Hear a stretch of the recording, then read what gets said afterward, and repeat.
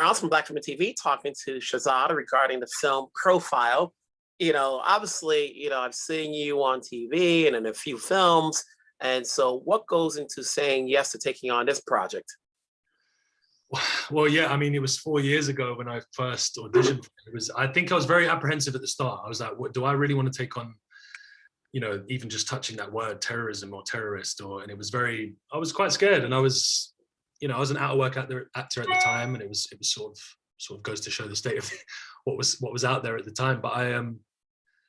But yeah, and I have that shame and guilt of, is this really what I want to do for the South Asian acting community or anyone, people of color? Is this the right thing to do?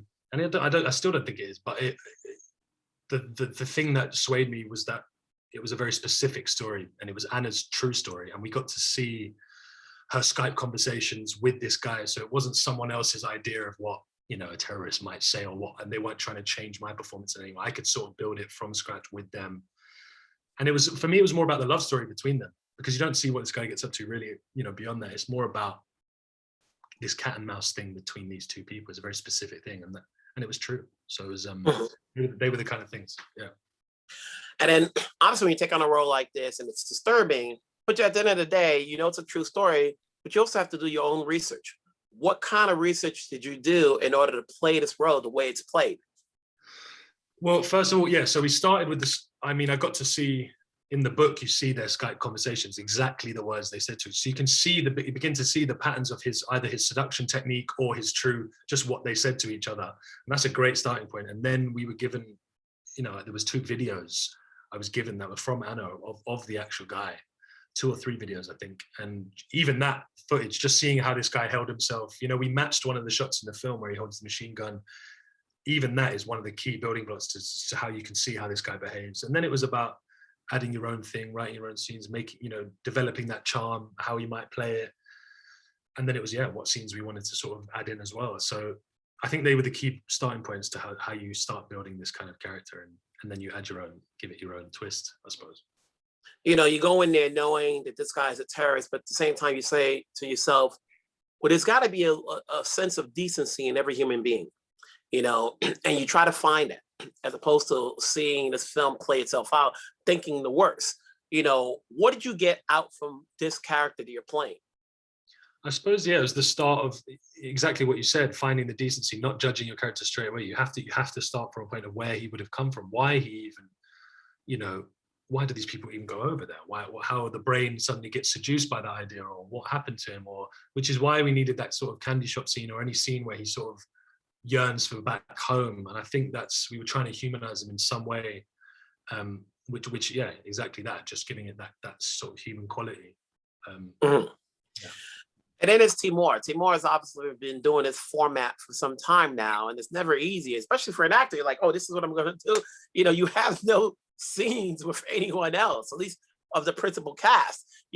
How is that for you as an actor? Does it go back to like, as in your early days of acting, when you're doing your own monologue in your bathroom or whatever, you're like, now you have a camera in front of you? It's exactly that. That's what I was saying, actually, because it was so guerrilla filmmaking style, and we didn't have to wait for lighting setups or anything like that. It sort of takes you back to when you used to make movies with your mates. I used to make, little movies when you're a kid, when you're 13 years old in the woods. It was kind of sort of freeing. And it's almost like doing self-tapes in the kitchen. You actually sort of feel quite comfortable, even though you're not with any person, or, you usually want that energy or the eye contact from the other person. But this is how they communicate. So it would have been over screen. So it's just sort of natural to what it was anyway. Now, did you do this real time? I'm thinking like animation, how they're always in the booth and they put everything together. So did you do this real time along with Helene? This is real time. It was all filmed on Skype. I was in Cyprus. We filmed it live. Everything, all the conversations are live filmed, and we would just do takes after takes. If something cut out, or if I was in the middle of field and the connection wasn't good, it was all live, yeah. Mm-hmm. So having done this, and obviously with the projects that you've done before, what did you get from working with Timur? I don't know if I'm pronouncing his name right. Timur? Is it Timur? Yeah. That you can take on to your next project. But as an actor, you're always learning. There's never a stop. Well, I think, it gave me loads of confidence, because Timur gave me and Val loads of confidence. He gave us the freedom. Not a lot of directors give you the thing to say, hey, why don't you go write a scene about this? Or, you know what, just try this. He was working with us, and he wasn't telling us what to do. He was creating with us. And I think that was one of the main things that he gave me the confidence, sort of believing if I believe in my character, I can just sort of, I didn't, you know, improvising so much that it was like, that's a tough thing to do, you know. And when a director gives you that confidence, I think that's a rare thing. I don't think there's many sets or places where you get the chance to sort of make the film how we made the film. So I'll always sort of be indebted him for that, you know. Yeah, he grew me as an actor.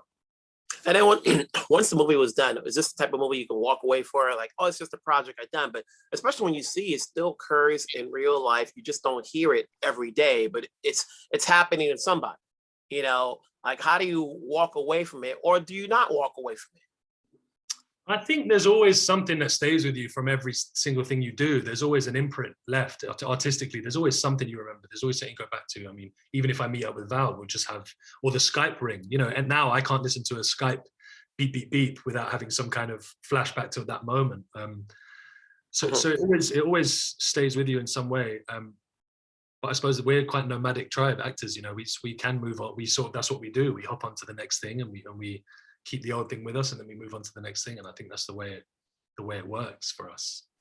Is there an audience for this? You know, we're getting back to hopefully going to theaters, and we're still seeing stuff on TV, streaming or otherwise, you know, and so you have a lot of options. You know, what's the sell to seeing this particular film? You know, like what are people going to get out from seeing it? Well, I think just the nature of the way we behave towards our technology. I think that's just the key thing. Everyone has, in the last year, has spent a lot of time on their computers, you know, exactly like we're doing now. I think everyone can just, number one, relate to that. So that's just one reason to go see it. Two, it's a very, you know, touchy subject that people, you know, it's coming back into light. Shamima Begum, you know, that's happening over here. You know, there's always something very current about it. And two, it's this very strange love story, but also it's an incredible thriller. When I went to see it for the first time, the pacing of the movie was very impressive to me, and the sound and I was like, there's no way I'm going to be able to watch this. And suddenly I was like, that's one of the, I don't usually like the stuff I've seen, but for me, it was suspenseful. It was my heart was racing, like literally. You mentioned technology. How has the technology grown doing this type of movie? Are you more equipped in handling your cell phone and Skype and everything else, like because you did this movie this way? I mean, yeah, I never usually, you know, I didn't have a smartphone at the time. I've only just recently got my first smartphone. It's still a little flip phone, Motorola Razr. But yeah, I mean, I've got better at doing that kind of stuff. I'm still quite I mean, I don't try and spend not too much time on technology as much as possible, you know. I'm not really good on social media or anything like that, but I'm getting better. But you know, I saw you obviously on Star Trek. You did a good job there. Where do we see you next in?